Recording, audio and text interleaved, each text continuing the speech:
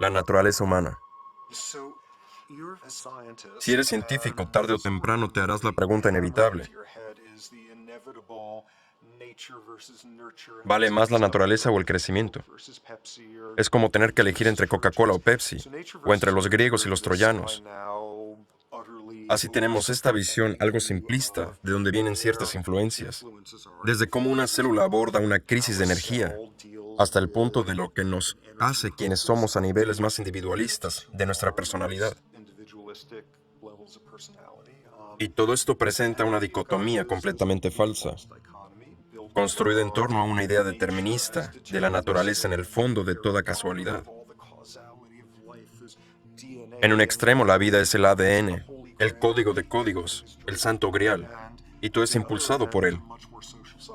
En el otro, somos organismos sociales por encima de la biología, que solo se aplica a los bichos y otros parecidos.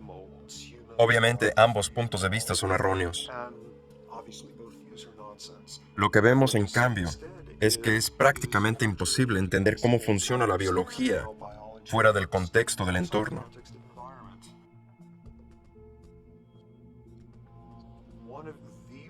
Es genético. Una de las nociones que está muy de moda, pero que puede ser peligrosa, es este comportamiento es algo genético. ¿Pero qué significa eso? Significa todo tipo de cosas sutiles si sabes de biología moderna. Pero para la mayoría de la gente acaba siendo una visión determinista de la vida, originada en la biología y la genética. Los genes como cosas que pueden ser cambiadas, los genes como cosas que son inevitables, y más vale no malgastar recursos intentando arreglarlas. Ni te molestes en dirigir la energía social en tratar de mejorarlos, porque es inevitable e inmutable. Y aquí está el peligro.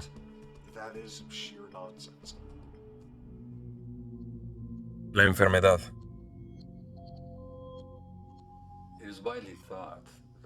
A pesar de la creencia común, trastornos como el déficit de atención o la esquizofrenia no están genéticamente programados. Nada está genéticamente programado. Hay enfermedades muy poco comunes que sí están verdaderamente determinadas por la genética. La mayoría de las enfermedades complejas quizás tengan una predisposición que posea un componente genético, pero una predisposición no es lo mismo que una predeterminación. Toda la búsqueda del origen de las enfermedades en el genoma humano estaba condenada al fracaso, antes incluso de que cualquiera lo hubiera pensado. Y eso se debe a que la mayoría de las enfermedades no están predeterminadas genéticamente. Enfermedades del corazón, cáncer, derrames cerebrales, enfermedades reumáticas, enfermedades autoinmunes, en general, enfermedades de salud mental, adicciones. Ninguna de ellas está determinada genéticamente. El cáncer de mama, por ejemplo, de cada 100 mujeres que lo padecen, solo 7 son portadores de estos genes cancerígenos. 93 no lo son. Y de las 100 mujeres que sí son portadoras, no todas contraerán el cáncer. El comportamiento. Los genes no son solo cosas que nos hacen comportarnos de una forma u otra, sea cual sea nuestro entorno. Los genes nos dotan de diferentes formas de responder a nuestro entorno. Y parece que, de hecho, algunas de las primeras influencias de la infancia y el tipo de educación afectan a la expresión genética. De hecho, encendiendo y apagando los diferentes genes, para así colocarte en una trayectoria evolutiva distinta que se adaptaría al tipo de mundo con el que tienes que lidiar. Pongamos un ejemplo. En un estudio realizado con víctimas de suicidio en Montreal, se analizaron las autopsias de los cerebros de estas personas y resultó que si el suicida, en muchos de los casos adultos jóvenes, había sufrido abusos de pequeño, estos abusos causaban un cambio genético en su cerebro, ausente en los cerebros de las personas que no han sufrido abusos. Esto es un efecto epigenético. El prefijo epi significa encima de modo que la influencia epigenética es lo que ocurre cuando se activan o desactivan ciertos genes en función del entorno. En Nueva Zelanda existe un estudio realizado en un pueblo llamado Dunedin, en el cual unos cuantos miles de individuos fueron estudiados desde su nacimiento hasta entrados los 20 años. Lo que los científicos encontraron fue que se podía identificar una mutación genética un gen anormal, que tenía alguna relación con la predisposición a cometer actos de violencia, pero solo si en su infancia también el individuo había sido víctima de graves abusos.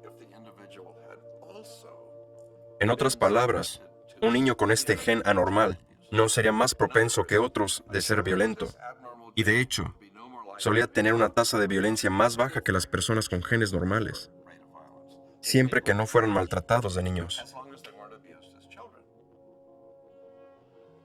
Otro ejemplo que muestra que los genes no son una condición necesaria es una elaborada técnica con la que se puede quitar un gen específico de un ratón. Y entonces ese ratón y sus descendientes no tendrán ese gen. En otras palabras, fulminas ese gen en concreto. Así que lo que tenemos es este gen que codifica una proteína relacionada con el aprendizaje y la memoria. Y con esta fabulosa demostración fulminas ese gen y el ratón no aprende igual de bien. Una base genética para la inteligencia, lo que fue mucho menos apreciado en este estudio de referencia que consiguió alcance en los medios de comunicación de toda inclinación, fue tomar esos ratones genéticamente comprometidos y criarlos en un ambiente mucho más enriquecido y estimulante que el de los ratones normales de laboratorio, para ver cómo superan su déficit inicial. Así que cuando en un contexto contemporáneo uno dice, tal o tal comportamiento es genético, en la medida que incluso sea válido utilizar una frase así, lo que uno está diciendo es, hay una contribución genética en la forma que este organismo responde a su entorno. Los genes pueden influir en la disposición con la que un organismo puede enfrentarse a un desafío ambiental concreto. Esta no es la versión que mucha gente tiene en sus mentes. Y no quiero adelantarme, pero seguir con la vieja excusa de es genético no está tan lejos de la eugenesia y cosas por el estilo. Es un concepto erróneo generalizado y como tal es potencialmente muy peligroso. Una de las razones por la que lo es la explicación biológica de la violencia es que no solo induce al error, sino que realmente puede causar daño. Es porque si te tomas en sentido literal, podrías decir, bueno, no hay nada que podemos hacer para cambiar la predisposición que tienen ciertas personas para volverse violentas. Todo lo que podemos hacer si alguien se vuelve violento es castigarle, ya sea encerrar o ejecutar. Pero no hay por qué preocuparse por cambiar el entorno social o las condiciones sociales que pueden hacer que uno se vuelva violento, porque eso es irrelevante. El argumento genético nos permite el lujo de ignorar los factores históricos y sociales del pasado y el presente. Y en las palabras de Louis Menand, de la revista New Yorker, todo está en los genes. Una explicación de cómo son las cosas que no pone en peligro cómo están las cosas. ¿Por qué alguien debería sentirse infeliz o adoptar un comportamiento antisocial cuando está viviendo en la nación más libre y próspera de la Tierra? No puede ser el sistema. Debe haber un cortocircuito en el cableado. Nunca mejor dicho, el argumento genético no es más que una salida fácil que nos permite ignorar los factores sociales, económicos y políticos que, de hecho, subyacen a muchos comportamientos problemáticos.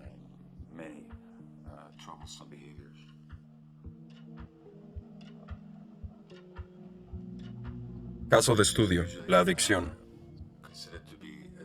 Normalmente las adicciones se consideran un problema relacionado con las drogas, pero considerándolo de manera más amplia, yo defino adicción como cualquier comportamiento que está asociado con el ansia, con un alivio temporal y con consecuencias negativas a largo plazo, junto con un impedimento para controlarlo, de modo que la persona desea dejarlo o promete hacerlo, pero no puede llevar esa promesa a cabo. Cuando tengamos esto claro, veremos que existen muchas más adicciones que solo aquellas relacionadas con las drogas. Existe la adicción al trabajo, la adicción a las compras, a Internet, a los videojuegos. Existe la adicción al poder. Aquellos que tienen poder pero quieren más y más, jamás es suficiente para ellos. Luego está la adicción a adquirir, como las corporaciones que siempre quieren poseer más y más. La adicción al petróleo, o al menos a la riqueza y los productos derivados de él. Mira las consecuencias que ha tenido esto en el medio ambiente. Estamos destruyendo nuestro hogar, la tierra, por causa de dicha adicción. Ahora bien, estas adicciones son mucho más devastadoras en sus consecuencias sociales que el consumo de cocaína o heroína de mis pacientes.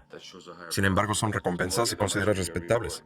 El ejecutivo de la tabacalera que genere grandes ganancias obtendrá una recompensa mucho mayor. No se enfrenta a ninguna consecuencia negativa legal o de otro tipo. De hecho, él es un respetado miembro del consejo de tantas otras corporaciones. Pero las enfermedades asociadas al humo del tabaco matan a 5,5 millones de personas en el mundo cada año. Solo en Estados Unidos matan a 400,000 personas al año. ¿Y a qué son adictos estos ejecutivos? A las ganancias, por supuesto. Su adicción llega a tal extremo que incluso niegan el impacto de sus actividades, algo típico de los adictos, la negación. Además, esto se considera algo respetable. Es respetable ser adicto a las ganancias sin importar el coste. Por lo tanto, el hecho de ser aceptable o respetable es algo muy arbitrario en nuestra sociedad. Me parece que cuanto más grande sea el daño, más respetable es la adicción. El mito. Existe el mito generalizado de que las drogas son adictivas en sí mismas. De hecho, la guerra contra las drogas se basa en la idea de que si se prohíbe el suministro de drogas, se puede resolver el problema de la adicción. Si consideramos la adicción en un sentido más amplio, vemos que nada en sí mismo es adictivo. Ninguna sustancia o droga es adictiva por sí misma, y tampoco lo es ningún comportamiento. Muchas personas pueden ir de compras sin volverse compradores compulsivos. No todo el mundo se hace adicto a la comida. No todos los que toman una copa de vino con la cena se vuelven alcohólicos. Entonces la verdadera cuestión es qué hace que la gente sea susceptible, ya que la combinación de un individuo susceptible y la sustancia o comportamiento potencialmente adictivo, lo que hace la adicción posible. Es decir, no es que la droga sea adictiva, sino que el individuo es susceptible a volverse adicto a una sustancia o a un comportamiento en particular. Si queremos comprender entonces qué es lo que hace que algunas personas sean susceptibles, el entorno, tendríamos que observar por lo que ellas han pasado a lo largo de sus vidas. La vieja idea de que las adicciones se deben a una causa genética es simple y científicamente insostenible. En cambio, son las experiencias vividas las que hacen a ciertas personas susceptibles más que otras. Experiencias que no solo dan forma a la personalidad y a las necesidades psicológicas de la persona, sino también de alguna manera al cerebro mismo. Y ese proceso comienza en el útero. Prenatal. Se ha demostrado, por ejemplo, que si una madre sufre de estrés durante el embarazo, es más probable que sus hijos tengan características que les predispongan a adicciones. Y eso es debido a que el desarrollo está influenciado por el entorno psicológico y social. Así que la biología de los seres humanos se ve muy afectada y programada por las experiencias de la vida que comienzan en el útero. La percepción del entorno no empieza al nacer. El entorno comienza desde que uno tiene un entorno. Desde que eres un feto, estás sujeto a cualquier información que venga a través de la circulación de tu madre. Las hormonas, los nutrientes. Un buen ejemplo de esto es algo llamado el invierno de la hambruna holandesa. En 1944, los nazis que ocupan Holanda deciden llevarse toda la comida y desviarla a Alemania. Durante 3 meses todos los habitantes pasaron hambre. Decenas de miles de personas murieron por falta de alimentos. El efecto de invierno de la hambruna holandesa consiste en que, si durante la hambruna fuiste un feto en su segundo o tercer trimestre, tu cuerpo aprendió algo único durante este tiempo. Resulta que el segundo y tercer trimestre es cuando tu cuerpo está tratando de aprender acerca de su entorno. ¿Cómo de amenazador es ese lugar allá afuera? ¿Cómo de abundante? ¿Cuántos nutrientes estoy recibiendo mediante la circulación de mamá? Ser un feto que sufrió esa hambruna significa que tu cuerpo está programado, de ahí para adelante, a ser muy tacaño con tu azúcar y grasa. Y lo que hace es almacenar cada poco que tengas. Si fuiste un feto del invierno de la hambruna holandesa, medio siglo después, en igualdad de condiciones, eres más propenso a sufrir hipertensión, obesidad o síndrome metabólico. He aquí el entorno apareciendo en un lugar muy inesperado. Se puede estresar a los animales en un laboratorio cuando están preñados y sus descendientes serán más propensos a consumir cocaína y alcohol de adultos. Del mismo modo se puede estresar a las madres humanas. Por ejemplo, en un estudio británico, las mujeres que sufrieron abusos durante el embarazo tienen niveles más altos de cortisol, la hormona del estrés, en su placenta y sus hijos eran más propensos a padecer enfermedades que les predispusieron a las adicciones al llegar a los 7 u 8 años. Así es, el estrés intrauterino prepara el escenario para todo tipo de problemas de salud mental. Un estudio israelí con niños nacidos de madres que estuvieron embarazadas antes del inicio de la guerra de 1967 mostró que hubo entre ellos un mayor índice de esquizofrenia que la media nacional. Así que existe evidencia abundante de que los efectos prenatales tienen un impacto importante sobre el ser humano en desarrollo. La infancia. La cuestión acerca del desarrollo humano y específicamente el desarrollo del cerebro humano es que ocurre en su mayoría bajo el impacto del entorno y sobre todo después del nacimiento. Ahora bien, si nos comparamos con un caballo, un animal capaz de correr desde el primer día de su vida, veremos que estamos muy poco desarrollados.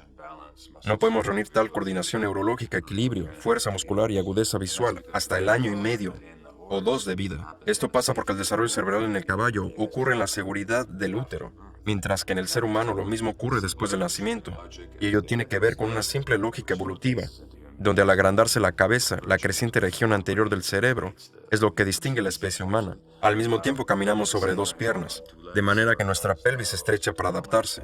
Así es como acabamos con una pelvis más estrecha y una cabeza más grande. Bingo, tenemos que nacer prematuramente. Y eso significa que el desarrollo cerebral en otros animales ocurre dentro del útero. En nosotros ocurre después de nacer. Por lo tanto, buena parte del mismo se forma bajo el impacto del entorno. El concepto de darwinismo neural significa simplemente que los circuitos que reciben la información apropiada del entorno se desarrollarán de manera óptima, y los que no, o bien no se desarrollan óptimamente, o tal vez no lo harán en absoluto. Si se coge un niño recién nacido sin problemas de vista y se le pone una habitación oscura durante 5 años, el niño se quedará ciego para el resto de su vida, porque los circuitos de la visión requieren de ondas luminosas para su desarrollo. Y sin estas, incluso los rudimentarios circuitos presentes y activos al nacer se atrofian y morirán al mismo tiempo, inhibiendo el desarrollo de otros nuevos. La memoria. Hay una manera significativa en la cual las experiencias tempranas moldean el comportamiento del adulto, siendo sobre todo aquellas de las que no hay ningún recuerdo. Resulta que hay 2 tipos de memoria. Una explícita, que son los recuerdos, y es cuando se pueden recordar detalles, episodios, circunstancias. El hipocampo es una estructura del cerebro que codifica el recuerdo, pero la facultad de registrar recuerdos no comienza hasta el año y medio y no se desarrolla completamente hasta mucho después. Por esa razón casi nadie tiene ningún recuerdo de cuando tenía menos de 1 año y medio. Pero hay otro tipo de memoria llamada implícita, en la que el impacto emocional y la interpretación que el niño hace de esas experiencias arraigan en el cerebro en forma de circuitos nerviosos sin necesidad de crear un recuerdo específico. Por dar un ejemplo claro, las personas que son adoptadas tienen muy a menudo un sentimiento permanente de rechazo. No pueden recordar la adopción ni la separación de su madre biológica, pero la memoria emocional de separación y rechazo están profundamente grabadas en su cerebro. Por lo tanto, son mucho más propensos que otras personas a experimentar una sensación de abandono y un gran trastorno emocional cuando se les rechaza. Ellos no son obviamente los únicos en verse afectados por ello, pero la experimentan de una manera más profunda debido a esta función de la memoria implícita. Las personas que son adictas, dadas todas las investigaciones literarias y mi experiencia laboral, son prácticamente todas víctimas de considerables abusos de cuando eran niños, o bien padecieron severas pérdidas emocionales en el pasado. Sus memorias emocionales o implícitas son las de un mundo que no es seguro y que no ayuda, con cuidadores en quienes no se puede confiar, y relaciones que no son lo bastante seguras como para abrirse y volverse vulnerables. Y en consecuencia sus respuestas tienden a ser mantenerse separados de relaciones realmente íntimas, no confiar en cuidadores, médicos y otras personas que están tratando de ayudarles, en fin, de ver el mundo como un lugar inseguro. Y es estrictamente una función de la memoria implícita, la cual a veces tiene que ver con incidentes que las personas afectadas ni siquiera recuerdan. El tacto. Los bebés que nacen prematuros a menudo son puestos en incubadoras con varios tipos de dispositivos y maquinarias durante semanas o quizás meses. Ahora se sabe que si a esos niños se les acaricia la espalda durante apenas 10 minutos al día, eso estimula su desarrollo cerebral.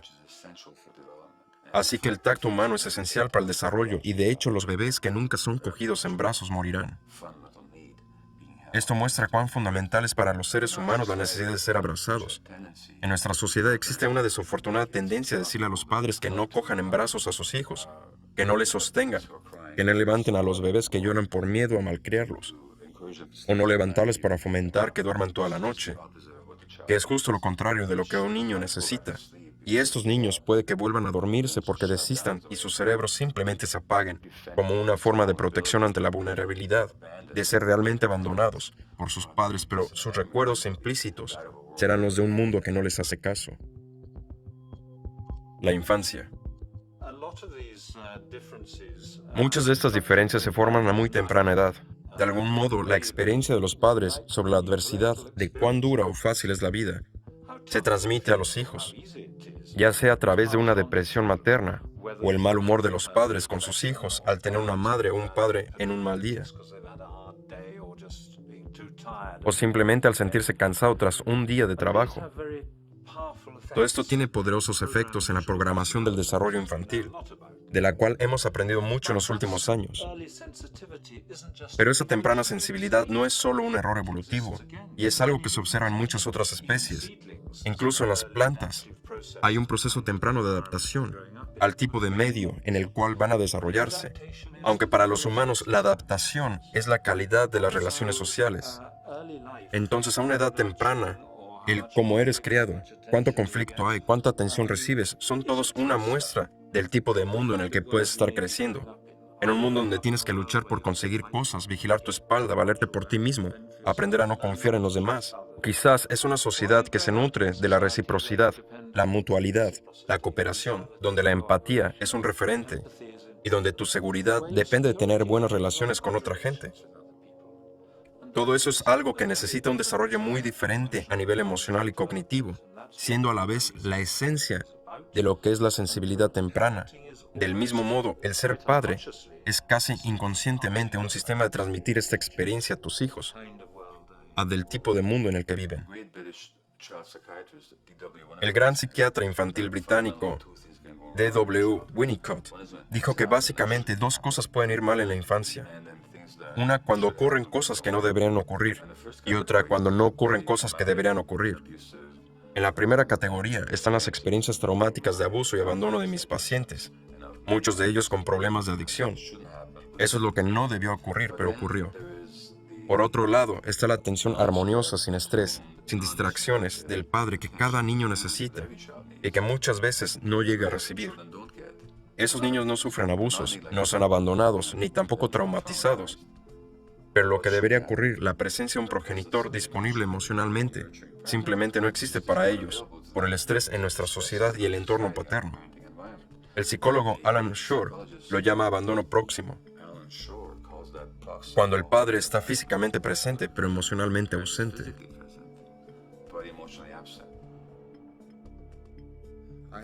He pasado los últimos 40 años de mi vida trabajando con las personas más violentas de nuestra sociedad, asesinos, violadores y demás.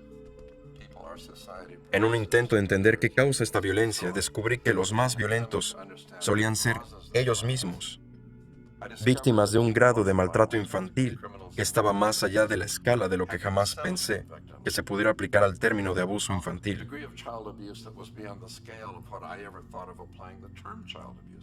No tenía idea de la profundidad de la depravación con la que los niños en nuestra sociedad son tratados con demasiada frecuencia.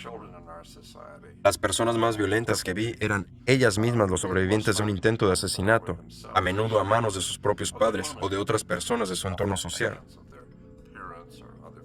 O bien eran los sobrevivientes de familias quienes a su vez fueron asesinados.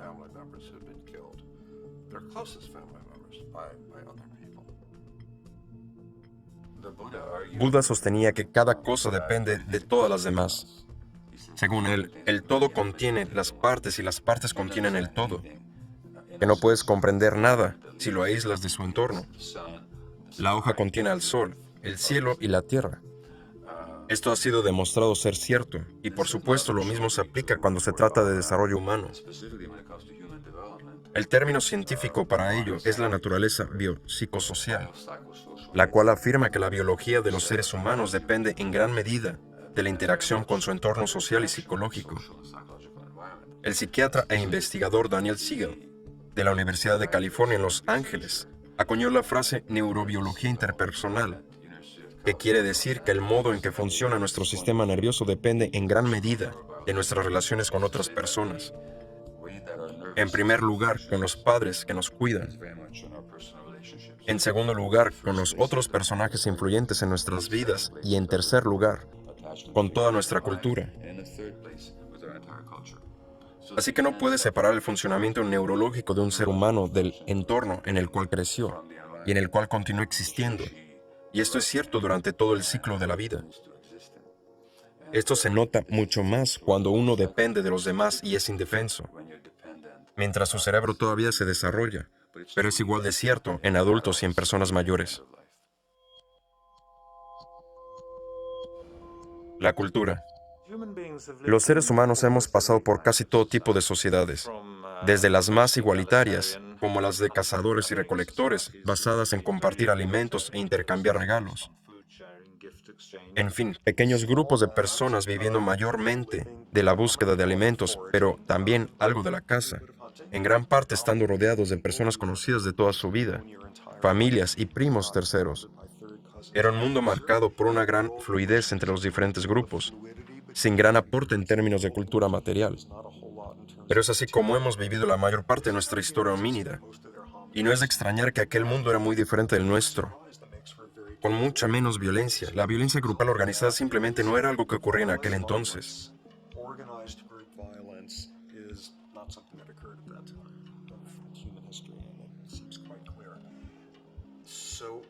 Así que, ¿dónde nos equivocamos?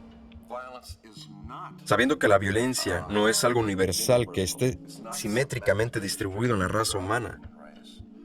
Existe una enorme variación en la cantidad de violencia en diferentes sociedades. Algunas son prácticamente libres de ella, otras mucho más propensas a destruirse a sí mismas. Hay grupos religiosos anabaptistas que son completa y estrictamente pacifistas, como los Amish, los menonitas, los uteritas. En algunos de estos grupos, como el de los uteritas, no se han registrado casos de homicidio. Cuando estalló la Segunda Guerra Mundial, ellos se negaban a servir en el ejército, aunque tuvieran que ir a la cárcel.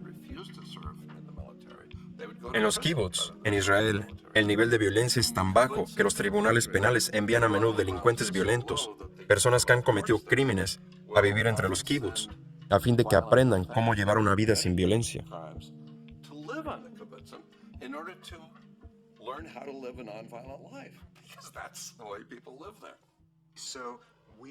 Por tanto, estamos ampliamente formados por la sociedad en la que vivimos.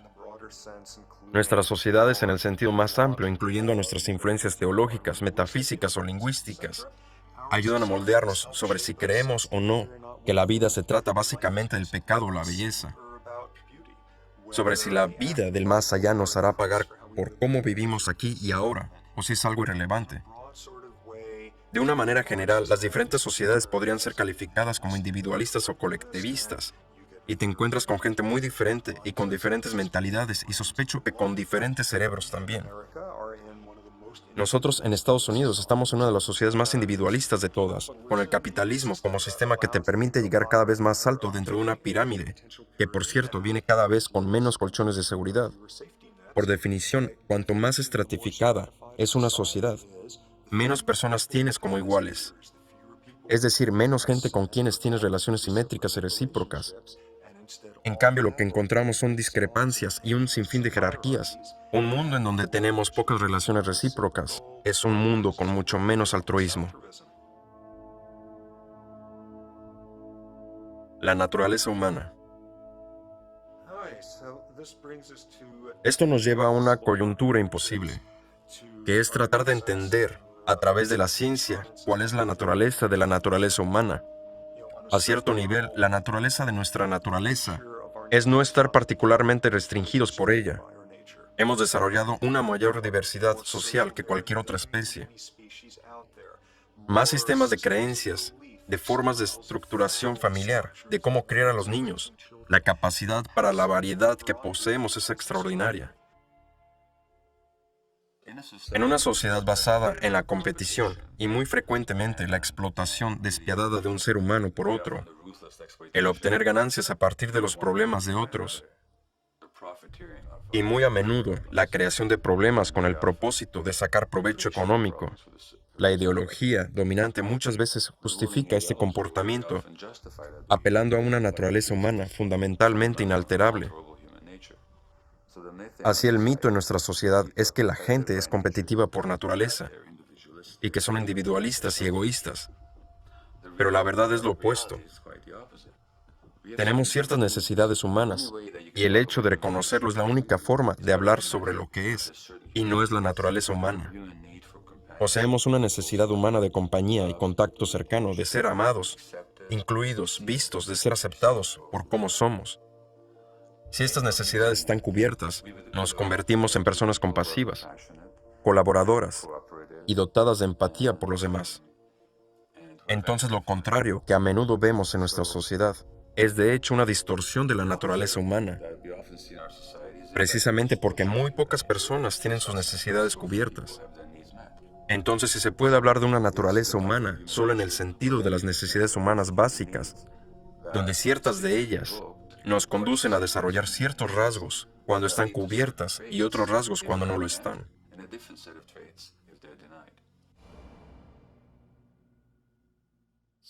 Ahora bien, cuando reconocemos el hecho de que el ser humano, con su gran flexibilidad adaptativa, que le permite sobrevivir en muchas condiciones diferentes, está también rígidamente programado para ciertos requerimientos del entorno o necesidades, empieza a emerger un imperativo social. Del mismo modo que nuestros cuerpos necesitan nutrientes, el cerebro humano pide estímulos positivos del entorno en todas las fases de su desarrollo, necesitando al mismo tiempo ser protegido de otras formas negativas de estímulos. Y si las cosas deberían ocurrir, no ocurren. O si las cosas que no deberían ocurrir, ocurren. Esto no solo abre paso a un sinfín de enfermedades físico-mentales, sino también a muchos comportamientos humanos perjudiciales. Así que mientras cambiamos nuestra perspectiva hacia afuera y consideramos el estado actual de las cosas, debemos hacernos también la pregunta, ¿favorece la manera en la que opera el mundo moderno nuestra salud? ¿Es la base de nuestro sistema socioeconómico una fuerza positiva para el progreso y el desarrollo humano y social? O tal vez es algo que va en contra de los requerimientos evolutivos fundamentales necesarios para crear y mantener nuestro bienestar personal y social.